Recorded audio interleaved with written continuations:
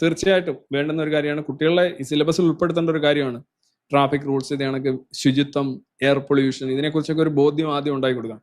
ഇന്ന് ഈ അമ്പലങ്ങളിലും പള്ളികളിലും മോസ്കുകളിലും ഒക്കെ ഇരുന്ന് ശബ്ദമലിനീകരണത്തിൽ അഭിമാനിക്കുന്ന ആളുകളൊക്കെ ഉണ്ടാകുന്നതെന്ന് പറഞ്ഞാൽ ഇതിനകത്തൊരു പ്രാഥമികമായ വിദ്യാഭ്യാസം പോലും ഒരു കാലത്തും കിട്ടാത്ത മനുഷ്യരാണ് അവർക്കാണ് ഇത്രയും ദേഷ്യവും വിരോധവും ഒക്കെ വരുന്നത്. ഇത് ആദ്യമേ പഠിപ്പിച്ച് വിടണം ഈ കാര്യങ്ങളെല്ലാം തന്നെ. അതുപോലെ തന്നെ തുപ്പുക, ഫോണിന്റെ ഉപയോഗം, ഇതിനകത്തെ കുറിച്ചൊക്കെ ക്ലാസ് ആവശ്യമാണ്.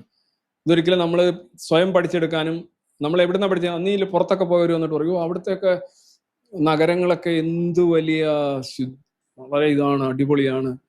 അവിടെ പിന്നെ എയർപോർട്ടിലെ ടോയ്ലറ്റിലൊക്കെ പോയി അവിടെ കിടന്ന് ഉറങ്ങാൻ തോന്നും എന്നൊക്കെ പറഞ്ഞ് അങ്ങനെ പഠിക്കാൻ സാധ്യതയുള്ള, അല്ലെ അങ്ങനെ ഒരു ബോധം വരാൻ സാധ്യതയുള്ളവരുടെ എണ്ണം വളരെ കുറവാണല്ലോ. യാത്രയൊക്കെ ചെയ്യണമല്ലോ. അപ്പൊ ബഹുഭൂരിപക്ഷത്തെയും ട്രെയിൻ ചെയ്യണമെന്നാണ് എനിക്ക് പറയാനുള്ളത്. ഇപ്പൊ ചൈനയിലൊക്കെ എന്ന് പറഞ്ഞു കഴിഞ്ഞാൽ ഈ പൊതുസ്ഥലത്തൊക്കെ അതിനെ വൃത്തികേടാക്കുന്നതിനൊക്കെ ശിക്ഷയുണ്ട്.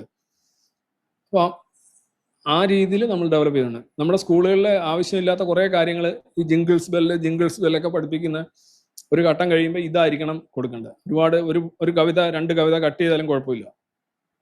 ഇങ്ങനെയുള്ള കാര്യങ്ങൾ, ട്രാഫിക് റൂൾസ്, പിന്നെ അന്യന്റെ സ്വാതന്ത്ര്യം, വ്യക്തി സ്വാതന്ത്ര്യം എങ്ങനെ മാനിക്കണം, വയലൻസിനെതിരെ ഇതിനെ ഒരു നല്ലൊരു പാക്കേജ് കുട്ടികൾക്ക് കൊടുക്കണം. Civic sense,